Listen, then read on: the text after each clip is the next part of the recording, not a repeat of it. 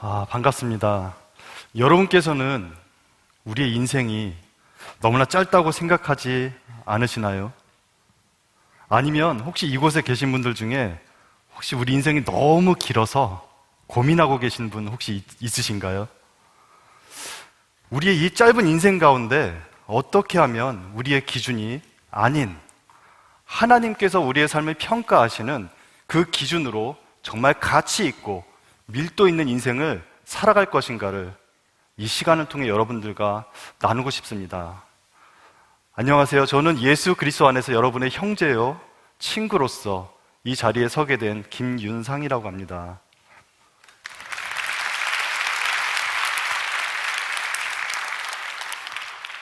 저는 멕시코 최남단의 치아파스라는 주에서 익투스 선교 공동체라는 곳에 속하여 선교를 하고 있습니다. 이 공동체는 멕시코의 크리스찬 리더를 양성하려는 그 비전을 가지고 그 안에 익투스라는 학교를 설립하였고 그 안에 초등학교, 중학교, 고등학교의 전 과정을 가르치고 있습니다. 또한 말씀 묵상과 기도, 예배, 복음 등을 가르치며 미래의 멕시코의 그 크리스찬 리더로서 성장하여 멕시코 땅을 복음화시키려는 그런 비전을 가지고 있습니다. 저희 공동체의 특징은 이 학교 사역을 하기 위한 재정을 자체적으로 조달이 가능하도록 저희 공동체 안에 자비랑 사업체들을 갖추고 있습니다. 그렇게 저희 공동체 안에서는 자비랑 사역과 또 그 익투스라는 사립학교 그리고 신학교 중심으로 사역이 이루어지고 있습니다. 저는 이곳에서 사역한 지 약 5년가량 되었고 저는 이 안에서 자비랑 사역을 쭉 맡아오고 있습니다. 여러분께서는 제가 현재 이곳에 서서 여러분들과 간증을 나누게 된 것이 사실은 굉장히 잊기 어려운 기적 같은 일이라는 것을 아십니까? 이제부터 저의 그 간증을 여러분들과 함께 나눠보도록 하겠습니다. 2018년 10월 21일이었습니다. 지금으로부터 3년 전 어느 비가 많이 내리는 밤이었습니다. 고속도로에서 제가 운전하다가 멕시코에서 정면 충돌 사고를 겪게 되었습니다. 너무 큰 사고였고 저는 매우 위중한 상태로 병원 응급실로 실려가게 되었습니다. 장이 크게 파열되었고 왼쪽 다리에는 심한 복합 골절이 있었습니다. 또한 몸 내부로 또 출혈이 너무 극심해서 당시 의사 말로는 이미 병원에 도착했을 때 몸에 있는 피의 한 60%가 다 빠져나왔다고 해요. 그리고 저는 의식이 없는 상태였고요. 이에 바로 응급수술을 해서 장에 파열된 부분들을 제거하였습니다. 그런데 제가 입원한 곳이 너무 시골의 작은 병원이었기에 그 의료 장비들이 너무 좋지 않았어요. 그래서 수술 후에 뱃속의 감염 여부를 파악하기 위해서 제 배에다가 호스를 이렇게 연결해 놨었습니다.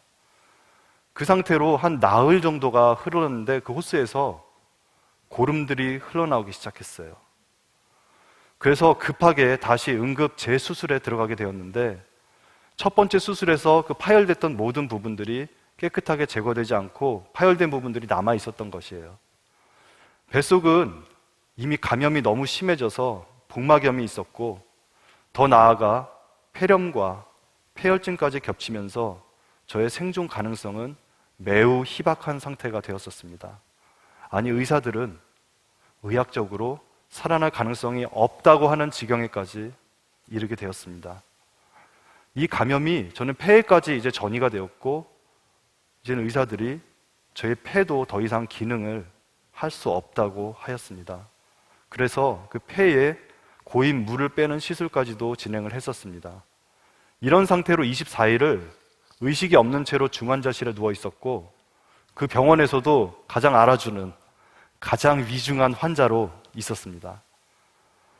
이처럼 저의 생명 자체가 너무 위중한 터라서 사고 때 다쳤던 그 다리는 사실상 그대로 방치된 채 그 시간들을 지나다가 사고 후 한 37일째가 되어서야 겨우 다리 수술을 할 수 있었습니다. 제가 나중에 깨어나 전해들은 이야기들이지만 그 제가 의식이 없던 그 시간들을 보내던 가족들은 정말 절망적인 시간의 터널을 지났어야 했습니다. 아마 많은 자녀를 키워보신 부모님들은 같은 마음이실 것입니다. 저희 아버지께서는 이렇게 기도하셨어요. 차라리 나를 데려가시고 내 아들은 살려주십시오, 하나님.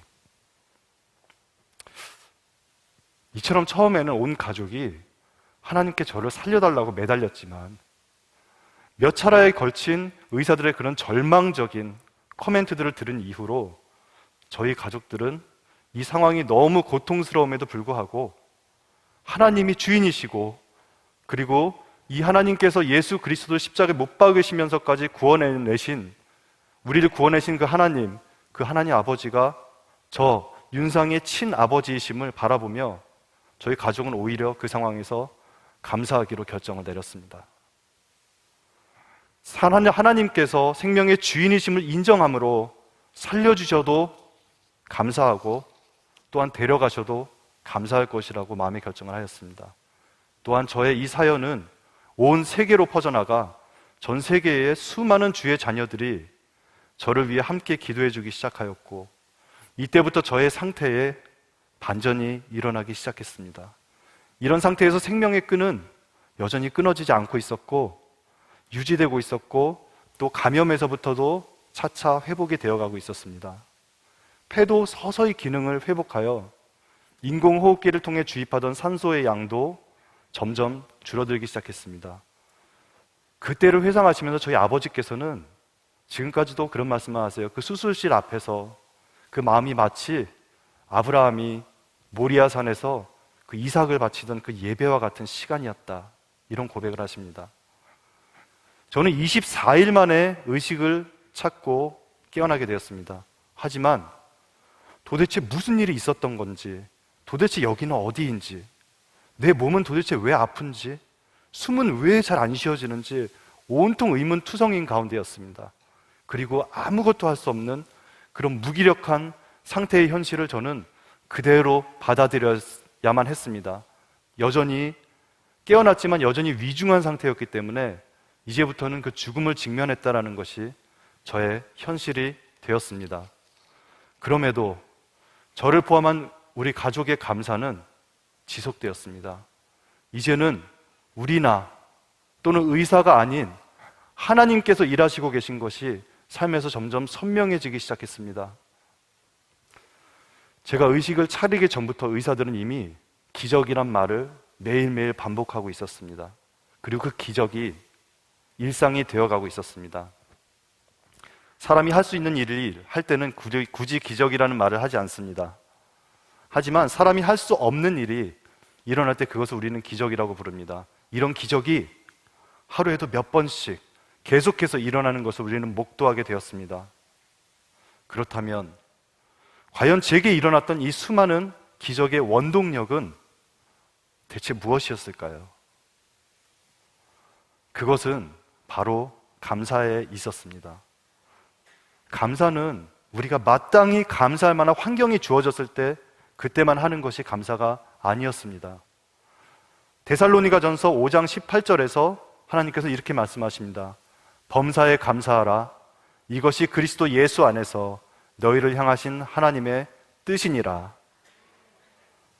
이 범사에 감사하라는 말은 우리의 상황과 처지와 상관없이 늘 감사하라는 것, 다시 말해 우리의 그 상황과 상관없이 감사를 선택하라는 뜻입니다. 그리고 이것이 도대체 무슨 의미를 지니고 있는 것일까요? 여러분 그거 아세요? 예수님께서도 그 기적을 일으키시기 전에 하나님께 감사를 하셨습니다. 오병이어의 기적을 일으키시기 전에 하나님께 먼저 감사를 하셨고요. 또 죽은 나사로를 살리실 때 또 하나님께 감사하셨습니다. 기적이 일어난 후에 하나님께 감사하셨던 것이 아닙니다. 기적이 일어나기 전 하나님께 감사를 드렸던 것을 우리는 말씀에서 찾을 수 있습니다. 그렇다면 과연 이 감사와 이 기적이라는 것은 도대체 무슨 상관관계가 있는 것일까요? 감사란 바로 하나님이 계심을 인정하는 삶의 태도이기 때문입니다.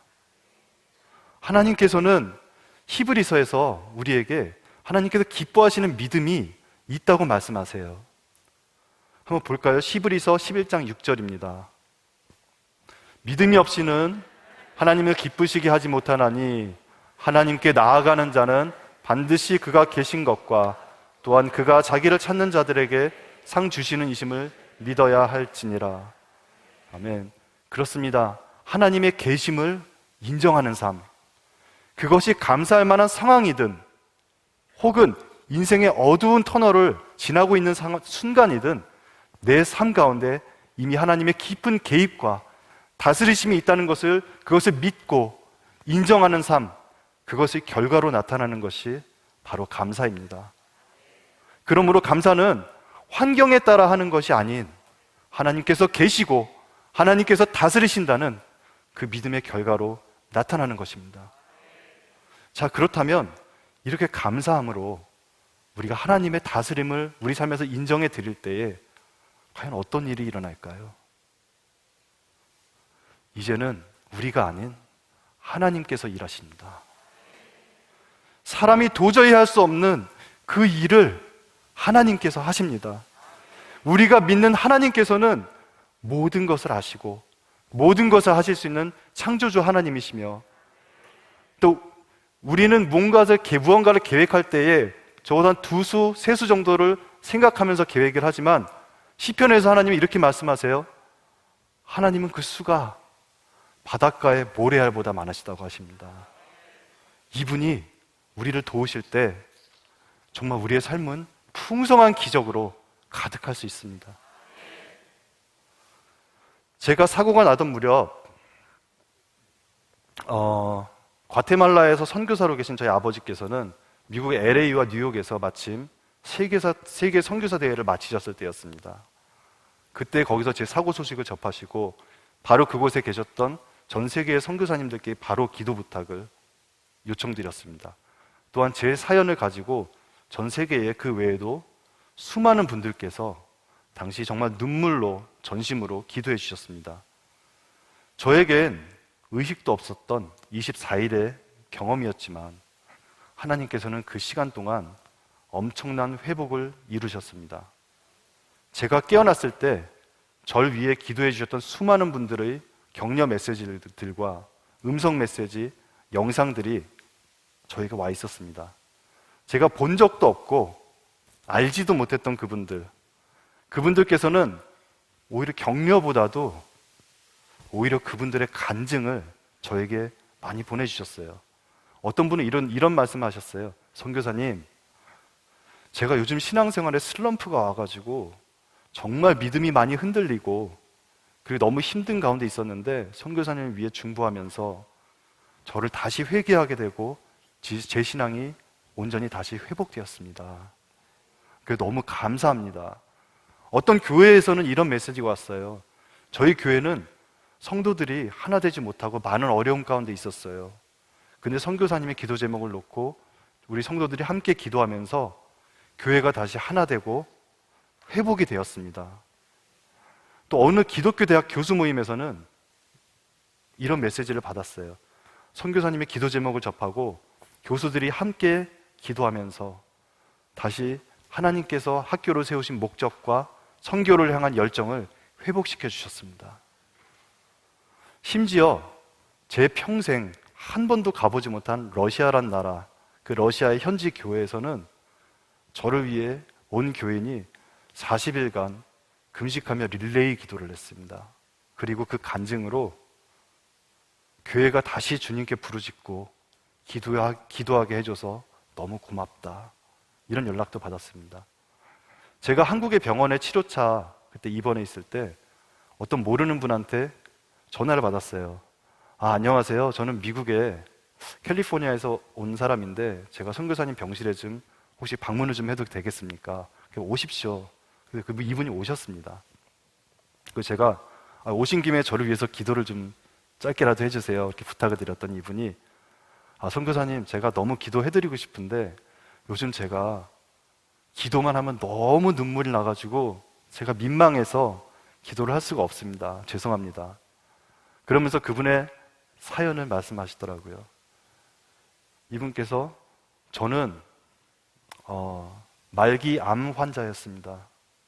그리고 이 암이 폐에까지 전이가 돼서 너무나 힘든 그런 상태였습니다. 제가 미국에 있을 때 제 이 병 때문에 하나님께 기도했지만은 그때 제가 선교사님의 이 기도 제목을 받게 돼서 매일 새벽에 새벽 기도에 가서 선교사님을 위해서 기도했었습니다.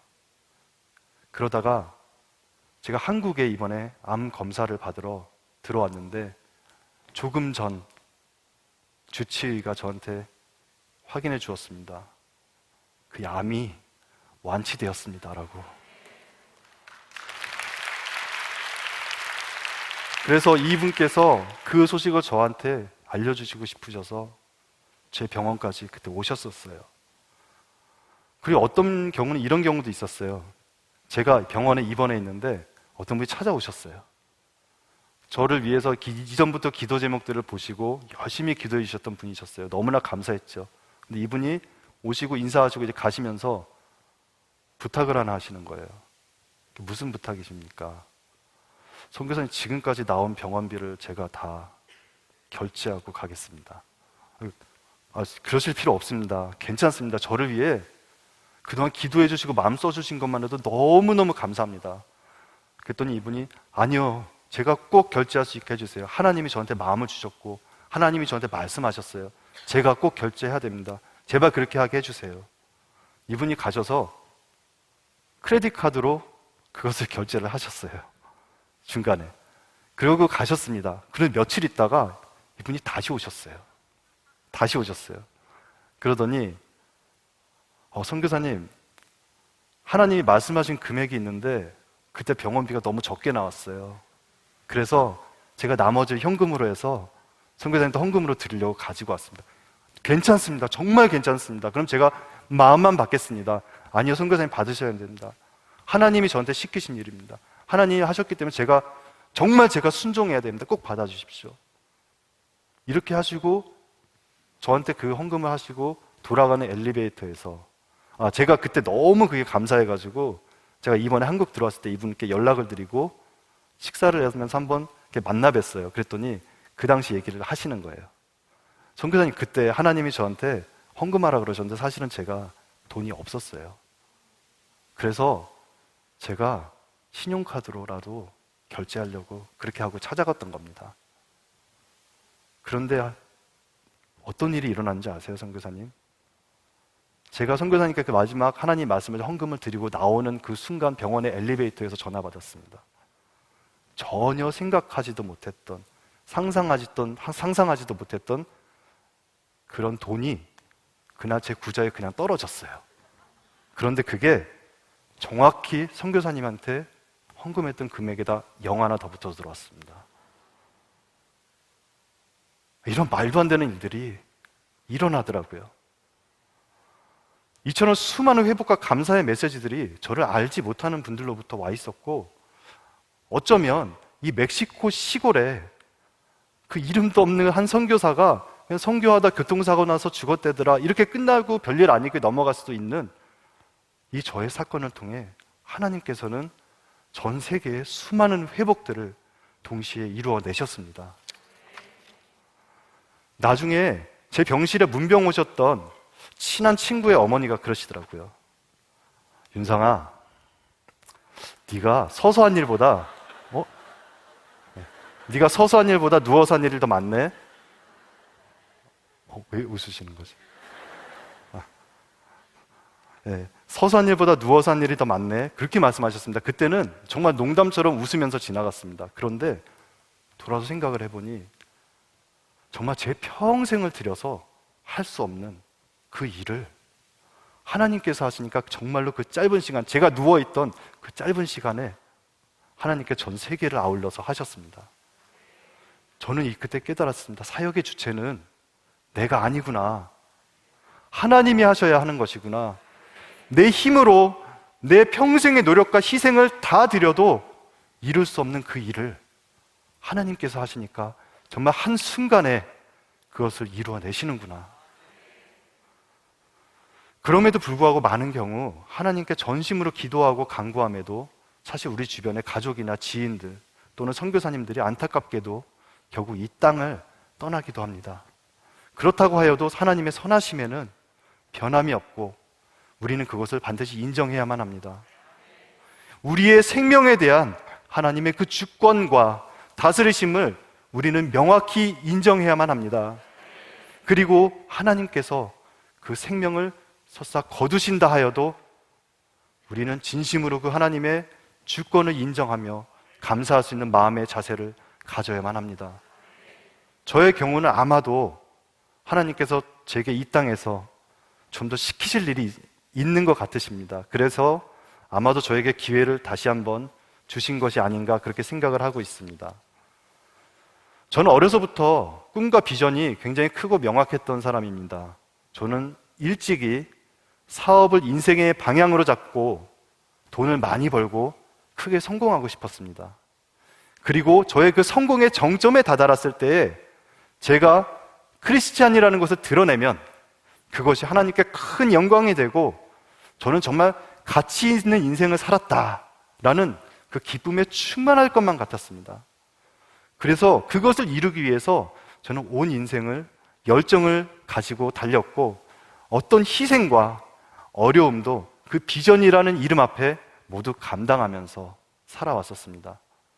그러나 저의 이 사고를 통해서 제가 가진 이 꿈과 비전에 굉장히 중대한 오류가 있다는 것을 깨닫게 되었습니다. 여러분, 이 시대를 살아가는 우리의 삶은 길어야 80년, 90년 정도이지만 그 가운데서도 우리는 각자 분야에서 원하는 목표를 달성하기 위해 우리는 많은 것들을 희생해가며 뛰고 있습니다. 그럼에도 사실 그 목표를 달성하는 사람보다는 중간에 낙오하고 포기하는 사람들이 더 많은 것이 우리의 현실입니다. 혹여나 그 목표를 달성했다라고 한들 우리의 이 짧은 인생에 과연 그것을 누릴 만한 충분한 시간이 있을까요? 저는 그 사고 났던 당시 그 사고 때 불과 몇 초 전만 해도 지금도 기억을 하고 있습니다. 저는 당연히 집에 돌아가서 아내도 보고 아이들도 보고 그리고 푹 쉬고 그 다음날 출근해서 또 같이 일하는 동료들을 당연히 볼 것이라고 생각했었습니다. 그러나 제게 그 날이 오지 않았습니다. 불과 몇 초 후에 이렇게 큰 사고를 맞닥뜨릴 거라고는 단 0.1%도 상상조차도 하지 못했습니다. 그리고 그 죽음의 문턱까지 제가 다녀오고 나서야 깨닫게 되었습니다. 첫째로, 우리 인생에 원하는 것을 충분히 얻어낼 확률이 너무 적다라는 것입니다. 두 번째, 그 원하는 것을 얻어냈다 하더라도 그것을 누릴 시간이 우리 인생에 턱없이 적다라는 것입니다. 세 번째는 인생의 마지막 날을 그 누구도 알 수가 없다라는 것입니다. 우리에게 내일은 보장된 날이 아닙니다. 여러분, 예수님이 하셨던 그 어리석은 부자의 비유를 기억하십니까? 어느 부자가 그 소출이 풍성해서 곳간을 새로 짓고 여러 해 쓸 물건을 쌓아놓은 다음에 이렇게 말하죠. 내가 이젠 평안히 쉬고 먹고 마시고 즐거워할 거야. 그렇게 말하자 하나님께서는 누가복음 12장 20절에서 이렇게 말씀하세요. 하나님은 이르시되 어리석은 자여 오늘 밤에 내 영혼을 도로 찾으리니 그러면 내 준비한 것이 누구의 것이 되겠느냐 하셨으니. 그렇습니다. 생명의 주인은 하나님이십니다. 우리에게 생명을 주신 분도 하나님이시고 거두어 가시는 분도 하나님이십니다. 그렇다면 진정 우리에게 중요한 것이 무엇일까요? 진정 우리가 살아가는 데 있어서 그 마지막 순간까지 절대로 놓치지 않고 손에 꼭 쥐고 살아가야 하는 그것은 과연 무엇일까요? 저는 의식이 없던 24일간의 본의 아니게 영적인 세계에 대한 경험을 하게 되었습니다.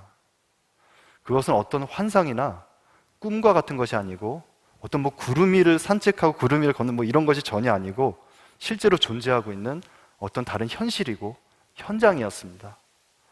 저는 지금 멕시코에 살고 있습니다. 이곳에 멕시코에 가보신 분이 계실지 안 계실지 제가 모르겠습니다. 만약에 어떤 분께서 이렇게 말씀하신다면, 자, 어떤 분이 나는 멕시코란 나라를 내가 가서 내 눈으로 직접 보고 느끼고 냄새도 맡아보고 맛도 보고 만져보고 하기 전에는 나는 그 나라가 있는 거 믿을 수가 없어. 이렇게 말씀하실 분이 혹시 계시나요? 여러분, 영의 세계도 마찬가지입니다. 지금 우리 인간으로서 가진 한계로 인해서 영의 세계를 당장 보고 느끼고 할 수 없다 뿐이지 지금도 실제로 존재하고 있습니다. 이제 이 영적 세계에서 제가 경험했던 수많은 것들 중 일부를 여러분과 나누도록 하겠습니다. 저는 이 영적인 세계에서 어떤 건물 안에 갇혀 있었어요. 제가 듣기가 2층, 3층 정도 됐던 건물이었던 것 같아요. 그 안에는 대략 18명 되는 사람들이 일을 하고 있었습니다. 처음에는 이들이 어떤 존재였는지 제가 전혀 몰랐어요. 하지만 시간이 지나며 이들 가운데 리더가 있다는 것을 알게 되었습니다. 2명의 리더가 있었습니다. 하나는 남자, 하나는 여자. 그리고 이 사람들은 그 리더들에게 절대적으로 복종하는 그런 형태를 띠고 있었습니다.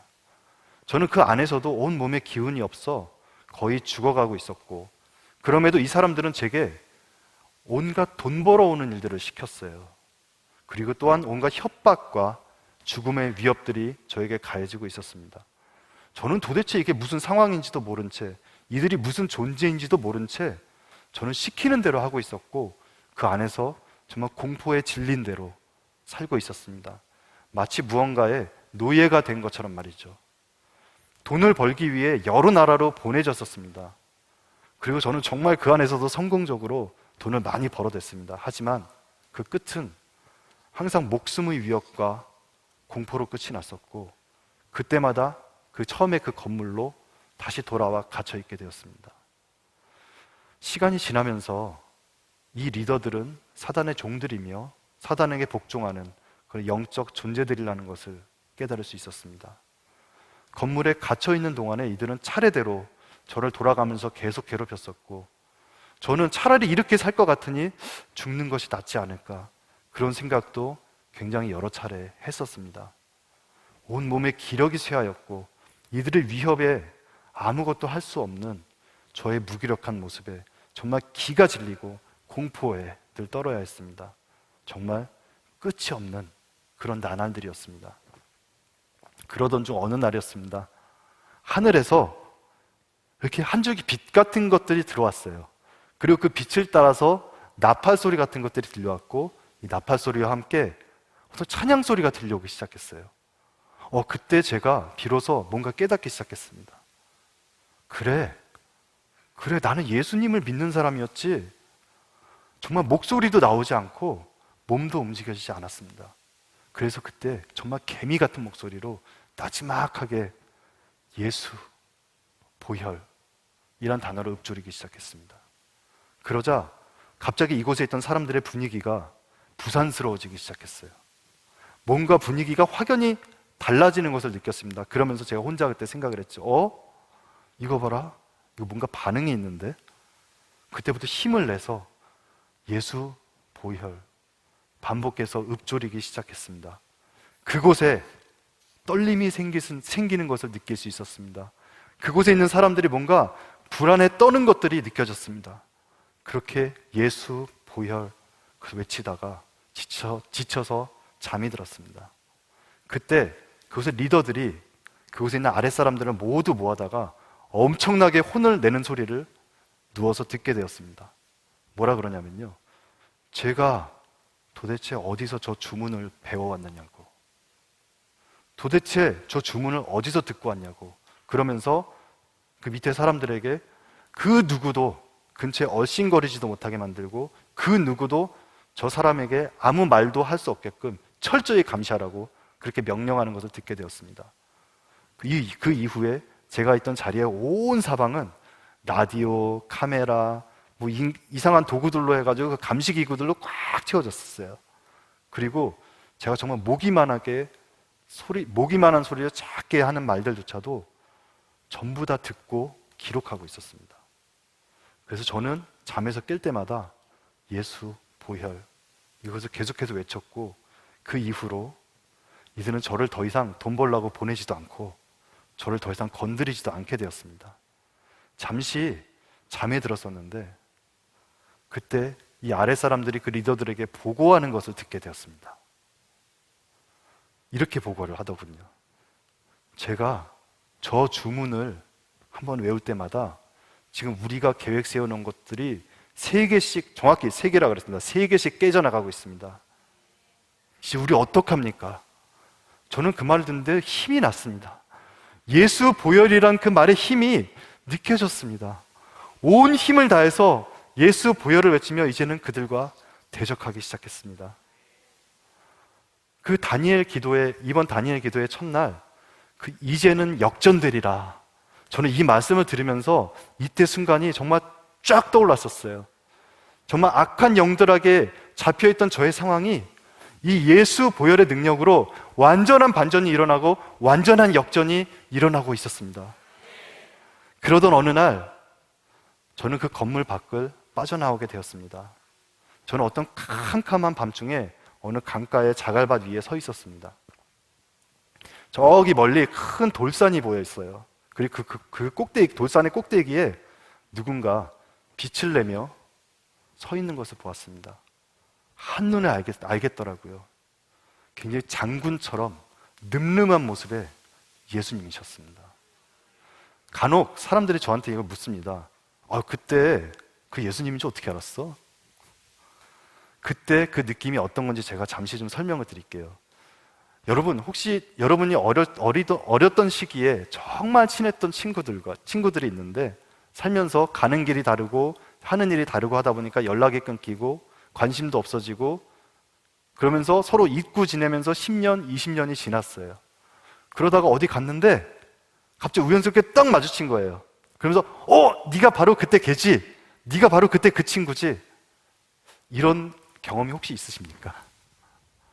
여러분, 예수님을 보면요 딱 알아볼 수 있어요. 정확히 딱 이런 느낌이었습니다. 근데 제가 그 예수님을 본 순간 갑자기 제 눈에 눈물이 하염없이 흐르기 시작했어요. 내가 왜 저 예수님을 두고 저 사람들한테 갇혀서 그렇게 돈 버는 데만 매진하고 살았을까? 정말 후회가 몰려오기 시작하며 저는 그때 결심했습니다. 내가 저 예수님이 계신 저 길, 예수님이 올라가신 저 길을 내가 가면서 내가 그 길 위에서 죽으리라. 온 몸의 기운을 짜내서 그 돌산을 기어 올라가기 시작했습니다. 한 산의 중턱쯤 올라갔을까요? 더 이상 올라갈 기운도 없고 나는 이제 여기서 끝이구나 라는 생각을 하던 그 찰나에 예수님께서 저 있는 곳까지 내려오셨어요. 그리고 저는 그곳에서 예수님을 직접 대면하게 되었습니다. 이제 저의 인생은 여기서 끝이구나, 저 단번에 알아차릴 수 있었습니다. 저의 숨이 끊어지는 그 순간, 그리고 인생의 마지막 순간이고 이곳이 곧 심판의 자리라는 것을 직감할 수 있었습니다. 그리고 그곳에서 저는 그 사망과 음부의 열쇠를 가지신 그 유일하신 분, 우리의 인생의 끝에 만날 수밖에 없는 우리 심판자이신 예수님을 만나게 되었습니다. 계시록 1장 18절에 이런 말씀을 하십니다.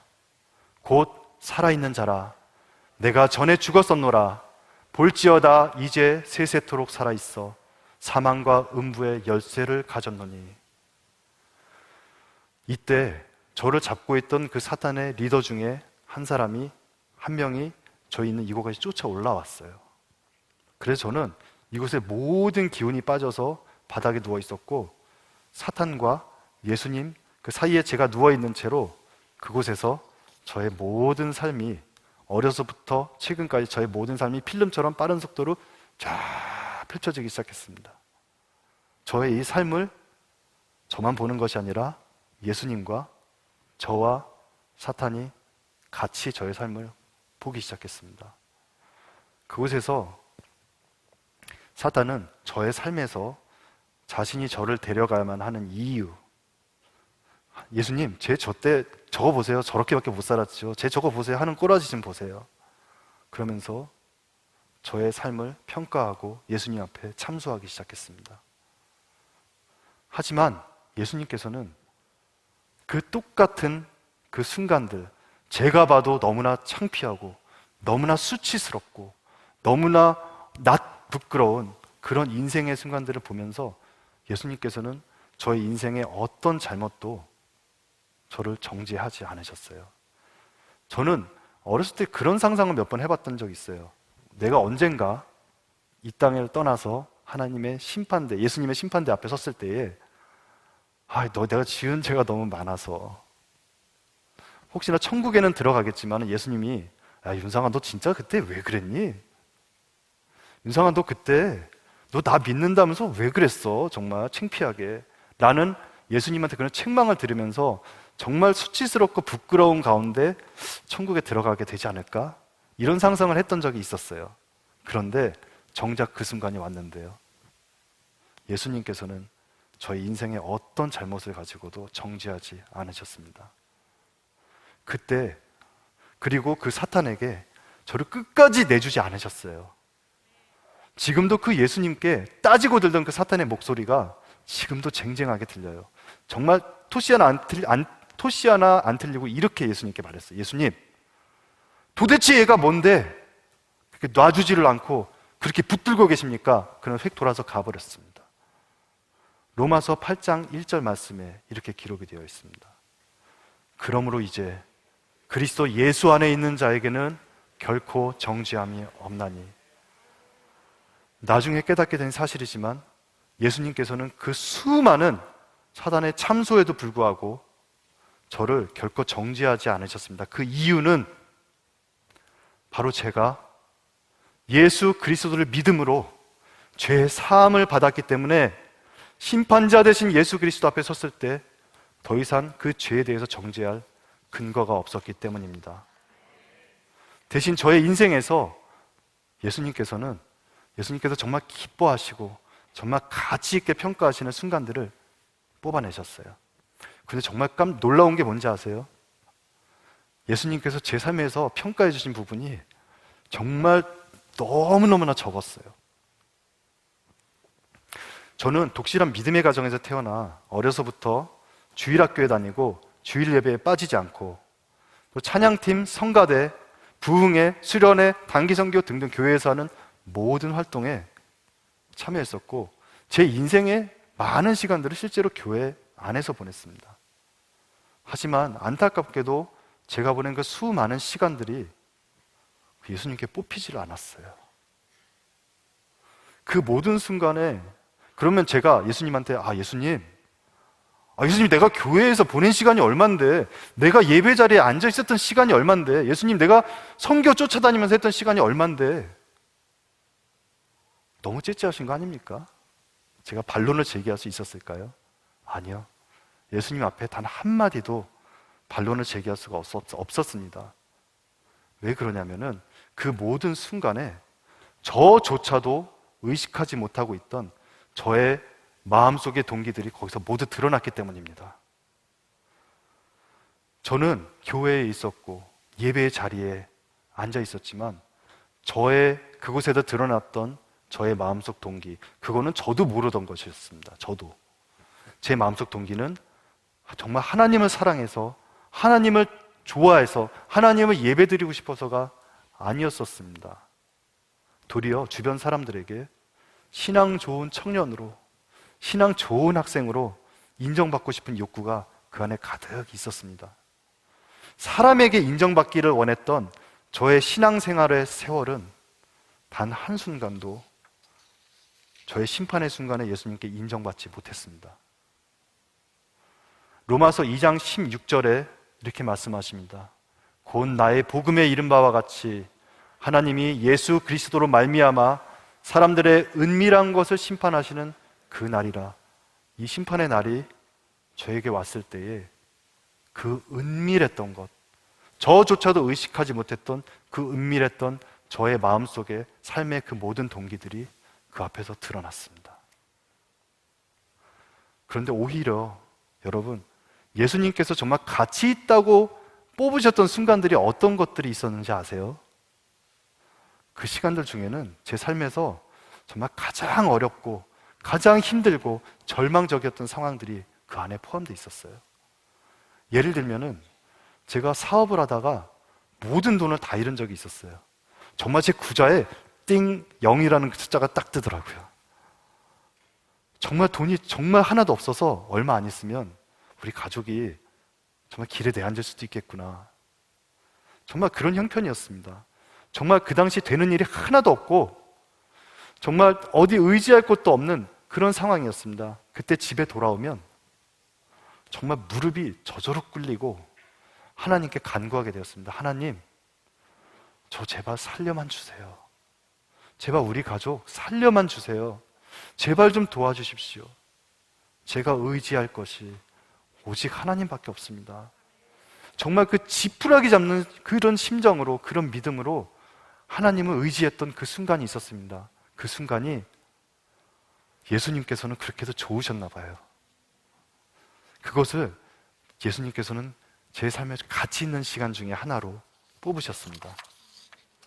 그러나 여러분, 오해는 하지 않으시기 바랍니다. 꼭 어떤 고난과 절망의 시간만이 예수님께서 인정하시는 시간이라는 의미는 결코 아닙니다.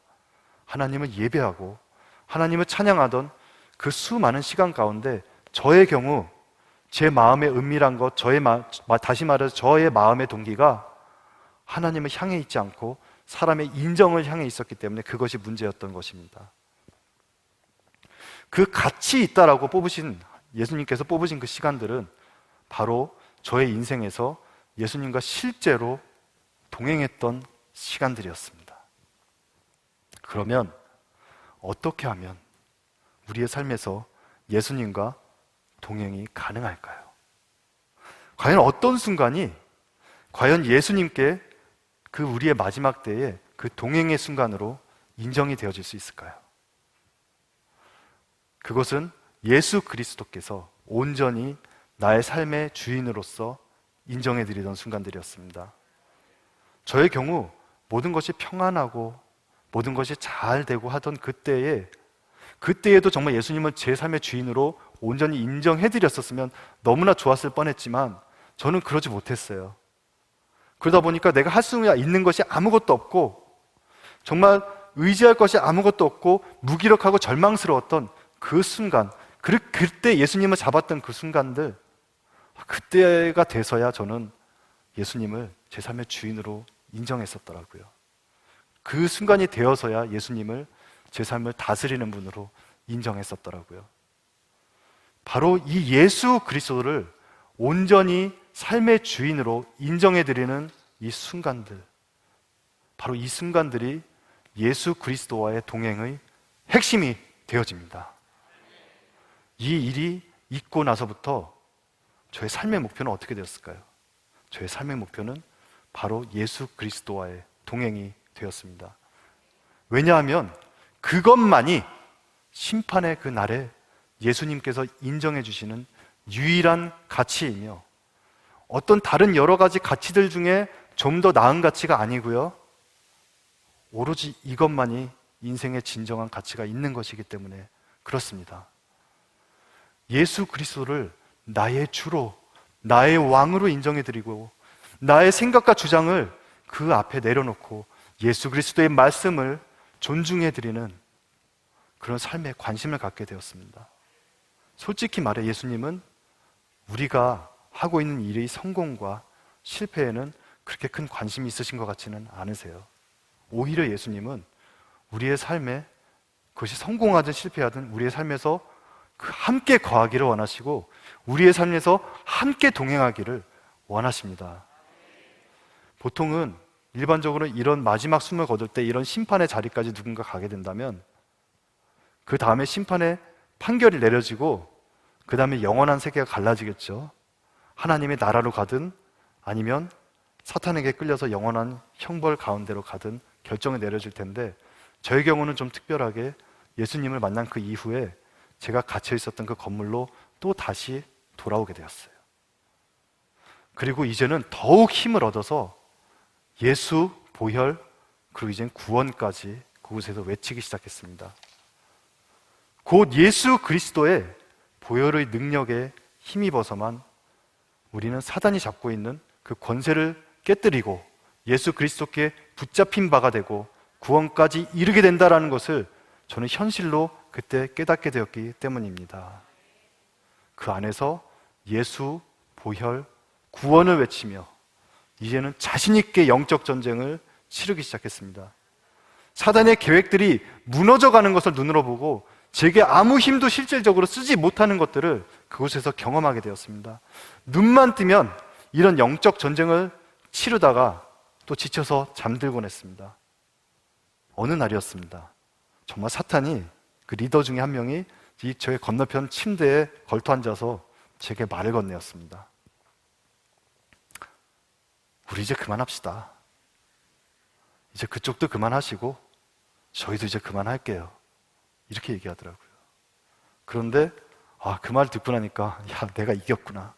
내가 승리했구나. 그러면서 저는 그것에 내고하지 않고 계속 예수, 보혈, 구원을 외치게 되었습니다. 그러면서 실제로 저의 현실에 깨어나게 되었습니다. 제가 깨어나던 그 순간의 영상을 이제 잠깐 틀어드리도록 할 텐데요. 제가 사실 그 영상이 너무 못생겨서 좀 고민을 참 많이 했습니다. 근데 그 예수 그리스도의 복음이 전해지는데 조금이나마 보탬이 될 수 있다면 이 정도는 얼마든지 감수하겠다는 마음으로 공개하기로 결정하였습니다. 영상 틀어주시겠습니까? 예수, 보혈, 구원. 예수, 보혈, 구원. 보혈, 구원. 예수, 보혈, 구원. 누가 우리한테 알려준 것처럼 우리도 알려줘야 된다. 아멘, 아멘.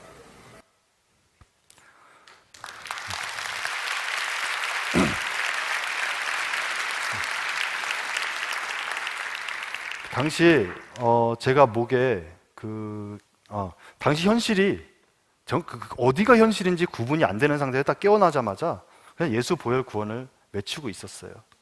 그때 제 동생이 제가 깨어나는 순간에 함께 있었는데 사실 그때 제가 목에 기관 절개를 해서 목소리가 나오지 않는 상태였습니다. 그래서 동생이 저의 입모양을 따라서 보면서 제가 말하는 것을 보고 따라했던 것입니다. 바로 이 예수 보혈 구원, 이것이 제가 깨어나자마자 바로 했던 말이었습니다. 이 말을 사람들에게 반드시 전해야 한다고 하면서 깨어났던 것이었습니다.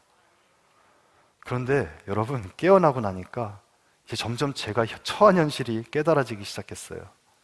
물 한 모금도 넘길 수가 없었고요. 손가락 하나도 까딱할 수가 없는 정말 극도의 무기력한 상태에 저는 놓여 있었고, 이 현실이 도저히 믿기지가 않아 정말 매일을 눈물로 지내고 있었습니다. 저는 장수술을 여러 차례 하고 뱃속에 감염이 심하게 되었기 때문에 그 대장을 잘라서 왼쪽 옆구리로 빼고 그것에 봉투를 달아 대소변을 받아내는 장루라는 것을 설치했었습니다. 어느 날 이 장루를 통해서 하루에 1리터가 넘는 피가 쏟아져 나오기 시작했어요.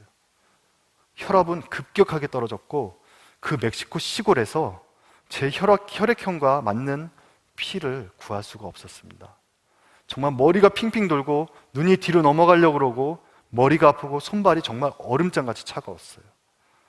옆에 기계들에 있는 제 몸의 그 바이탈 사인들을 보니까 제가 봐도 오늘 밤을 넘기기가 어렵겠다라는 생각이 들었습니다.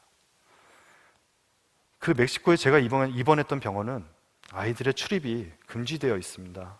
그래서 제가 깨어나서도 제 아이들을 한 번도 본 적이 없었어요. 그때 정말 제가 제 아이들을 더 이상 보지 못하고 안아주지도 못하고 사랑한다고 말해주지도 못하고 죽는다는 것이 그렇게 마음 아플 수가 없었습니다. 이에 담당 의사들한테 아이들을 한 번만 제발 보게 해달라 사정사정을 하였습니다. 저는 아들만 셋이 있습니다. 근데 모두가 올 수는 없었고 그때 첫째 아들만 그 마스크를 2개를 끼고서 병실에 들어올 수 있었습니다. 자, 오늘 밤이 제 인생의 마지막 날이라고 생각하던 그 순간 제가 제 아이에게 어떤 말을 남겼을까요? 어떤 유언을 남겼을까요? 예준아, 아빠 따라 해봐. 예수, 보혈, 구원, 이것을 꼭 기억해야 돼. 이것이 세상을 이길 수 있는 힘이야. 그리고 집에 가서 동생들에게 이것을 꼭 전해줘야 해. 사랑해.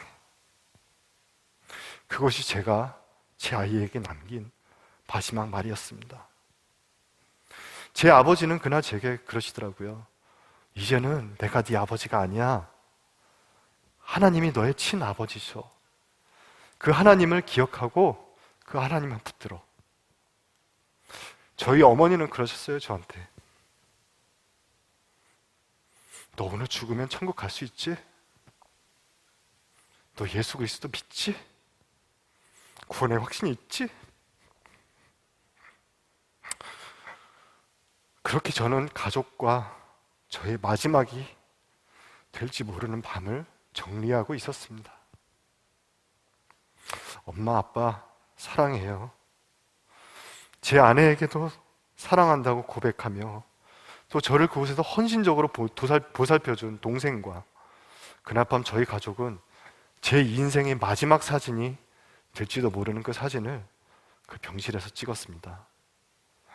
그러나 그날은 저의 인생의 마지막 날이 되지 않았고 그 이후에도 수많은 기적과 같은 일들을 겪으며 하나님께서는 제게 다시 생명을 주시고 이렇게 일으키셔서 이제는 담대히 예수 그리스도의 복음을 전하는 삶을 살아가게 하고 계십니다.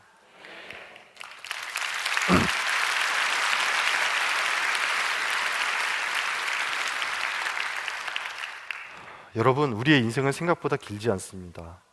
건강하게 장수한다고 해도 90년 남짓되는 인생을 어떻게 하면 우리가 더욱 가치 있게, 더욱 밀도 있게 살아갈 수 있을까요? 이 얼마 되지 않는 인생 가운데 우리는 이루고자 하는 그 꿈과 비전을 가지고 그것을 이루기 위한 많은 노력과 희생을 마치 당연한 것처럼 여기고 살고 있습니다. 하지만 여기는 우리가 간과하고 있는 큰 오류가 있더라는 것을 기억하셔야만 합니다. 첫째는 우리의 짧은 인생 가운데 이것을 이루는 사람이 매우 적다라는 것이고, 두 번째는 이것을 이룬다 하여도 누릴 시간이 없다라는 것입니다. 세 번째는 우리의 인생이 언제가 마지막이 될지는 아무도 알 수 없다라는 것입니다. 그렇다면 우리에게 허락된 오늘 하루란 이 축복된 시간을 어떻게 보내야 할지 우리는 좀 진지한 고민을 해봐야 되지 않겠습니까? 제가 이 사건을 겪으며 하나 확실해진 것은 오늘이 내게 허락된 마지막 날이라고 한다면 저는 가장 가치 있는 것, 아니 유일하게 가치 있는 그것, 곧 예수 그리스도와의 동행을 선택하겠습니다.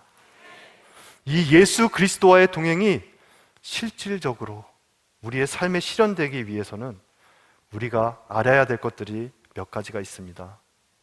첫 번째, 예수 그리스도의 그 보혈의 능력을 믿는 것입니다. 오로지 예수 그리스도의 보혈에 의해서만 우리는 그 거룩하신 하나님 앞에 나아갈 수 있으며 우리의 삶에 그 하나님의 임재와 영광이 있을 수 있습니다. 예수님의 보혈은 우리에게 그 어떤 것, 그 율법도, 그 선지자도 우리에게 가져다 줄 수 없었던 바로 그 죄 사함을 우리에게 가져다 주고, 이 죄 사함이 이루어졌을 때만이 우리는 우리의 하나님 앞에 나아가서 우리의 왕을 뵐 수 있는 것입니다. 둘째는 우리의 삶에서 감사함이 넘치게 하는 것입니다. 감사는 우리의 처해진 환경에 좌우되는 것이 아닙니다. 감사는 하나님의 계심을 인정하는 믿음의 열매인 것입니다. 그러므로 우리의 상황과 관계없이 감사할 때에 우리는 곧 우리의 삶을 실질적으로 다스리시는 하나님의 권능을 인정하는 삶을 살아갈 수 있습니다. 그 전지전능하신 하나님께서 우리의 삶을 진정 다스리신다면 우리의 삶은 어떤 일들이 일어날까요? 다만 이 일은 그 인격적이신 하나님을 우리 삶에서 정말 감사함으로 높여드리고 인정해드릴 때, 그런 때에만 일어날 수 있습니다. 세 번째입니다. 이것은 정말 여러분께서 꼭 기억해 주셨으면 좋겠습니다. 반드시 기억해 주셨으면 좋겠습니다. 우리 인생의 마지막에 반드시 직면하게 될 심판조로서의 예수님이 가지신 그 기준을 이해하는 것입니다. 제가 경험한 것은 저만의 특별한 경험이 아니라 지금 이곳에 계신 모든 분들, 혹은 이곳에 계시지 않는 분들, 혹은 살면서 예수란 이름 한번 들어보지 못하고 교회 문턱 한번 밟아보지 못한 그 모든 사람들을 포함해서 이 모든 인생들은 머지않은 시간 내에 예외 없이 반드시 직면하게 될 현실입니다. 모든 사람의 그 인생의 마지막 순간에 반드시 심판자 대신 예수님을 대면하게 될 것입니다. 그리고 그 순간 사탄은 그 사람을 데려가기 위해 그 옆에서 열심히 참수할 것입니다. 거기서 예수 그리스도께서 우리를 사단에게 내주지 않고 우리를 붙잡으시는 그 기준은 과연 무엇일까요? 요한복음 3장 18절 한번 보시겠습니다.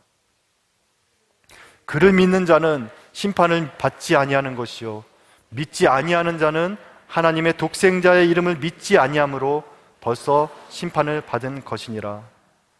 그렇습니다. 그 기준은 바로 예수님을 그리스도로 믿는 믿음입니다. 예수 그리스도께서 내 죄를 대신하여 십자가에서 죽으시고 또 부활하시고 지금도 살아계심을 믿는 그 믿음인 것입니다. 이것을 꼭 기억하셨으면 좋겠습니다. 오직 예수 그리스도를 믿음으로 인한 그 죄의 사함만이 우리의 인생의 마지막에 겪을 심판에서 우리를 건져낼 수 있습니다. 다른 길은 없습니다. 다른 신도 없습니다. 오직 예수 그리스도밖에 없습니다. 사도행전 4장 12절에 이렇게 말씀하십니다. 다 같이 읽어보시겠습니다. 다른 이로서는 구원을 받을 수 없나니 천하 사람 중에 구원을 받을 만한 다른 이름을 우리에게 주신 일이 없음이라 하였더라. 나를 구원하신 예수 그리스도, 곧 나를 죄에서 구원하시고 또한 삶에서도 전인격적으로 구원하시기 원하시는 그분과 여러분 오늘 하루 정말 동행하고 싶지 않으십니까? 이 예수 그리스도와의 동행하는 순간순간만이 우리가 그 예수님을 만나는 심판대 앞에서 가치 있게 인정되어지는 그 시간이 됩니다. 우리의 삶을 그 예수 그리스도의 동행으로 가득 채울 때만이 진정 우리의 삶은 가치 있어지고 그것이 짧은 시간일지어도 우리는 그 밀도가 높은 그런 인생을 살아갈 수가 있습니다. 누가 이 예수 그리스도의 동행으로 우리의 삶을 밀도 있게 채워나가시겠습니까? 그렇다면 오늘 누가 하나님께 이렇게 기도하시겠습니까? 우리의 인생이 길지 않은 것을 깨닫게 하시고 나를 계수하는 그 지혜를 우리에게 허락하시사 제게 허락하신 오늘 하루의 삶이 예수 그리스도의 가치로 가득 차도록 은혜 내려주시옵소서.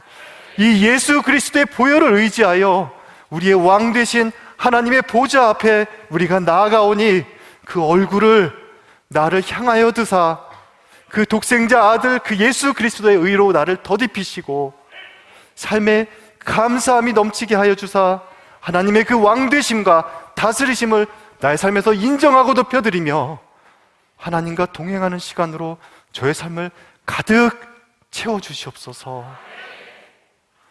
저는 이 자리를 빌어 이 자리에 살아서 제가 이 자리에 살아서 서 있기까지 정말 함께 기도해 주시고 수고해 주시고 격려해 주신 수많은 모든 분들께 감사의 인사를 전하고 싶습니다.